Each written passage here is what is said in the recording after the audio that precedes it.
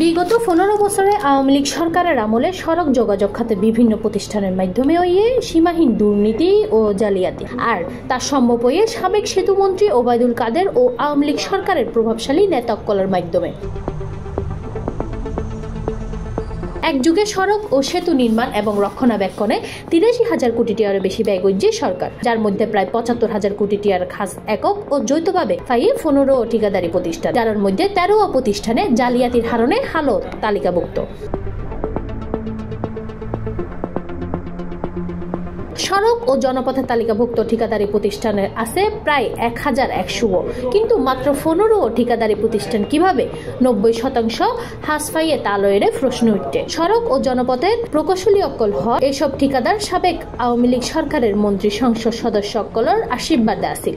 বেকেতন বেশি হাউস পণ্য 15 ঠিকাদারি প্রতিষ্ঠান হয়ে দেয় Hasan techno builders, Rana builders, NDI, Mozahir enterprise, Mohammad Moinuddin limited, Taher brothers, Aminul Haque limited, Masud hitech engineers, Spectra engineers, MS Saleh Ahmed, MM builders and engineers, reliable builders, Toma construction, Mahfuz Khan limited ও Abed Monsur construction.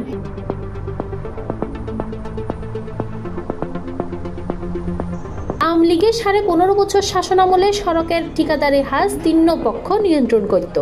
1. Awami League সরকারের কিছু প্রভাবশালী নেতা, সংসদ সদস্য, 2. সাবেক সড়ক মন্ত্রী ওবায়দুল কাদেরের স্বজন ও ঘনিষ্ঠ কয়েকজন, এবং 3. সড়ক ও জনপথের কয়েকজন প্রকৌশলী অক্কল। 2011 সালে ওবায়দুল কাদের সড়ক মন্ত্রী হইবার পরে ধীরে ধীরে ফেনীর সাবেক সংসদ সদস্য নিজামুদ্দিন হাজারী, ওবায়দুল কাদেরের ভাই আব্দুল কাদের মির্জা, ওবায়দুল কাদেরের স্ত্রী ইশরাতুন্নেসা কাদের ও নোয়াখালীর সাবেক সংসদ সদস্য একরামুল করিম চৌধুরী চক্র গড়ে ওঠে।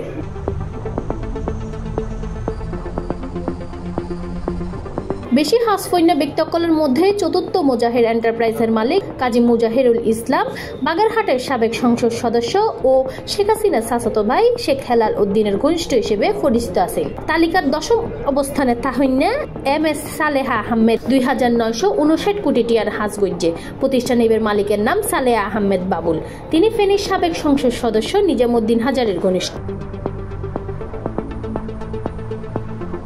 ঘুষ গ্রহণ, হাসপাতালে অবৈধ সহায়তা করা ও জালিয়াতির সুযোগ গড়ি দিবার দায়ে সড়ক ও জনপথের সংশ্লিষ্ট কর্মকর্তা অক্কলরে হরা শাস্তি দন উচিত বলে মন্তব্য করেছে শামসুল হক। তিনি হইয়ে এতাল্লায় উগ্র স্বাধীন ও স্বতন্ত্র তদন্ত করা জরুরি।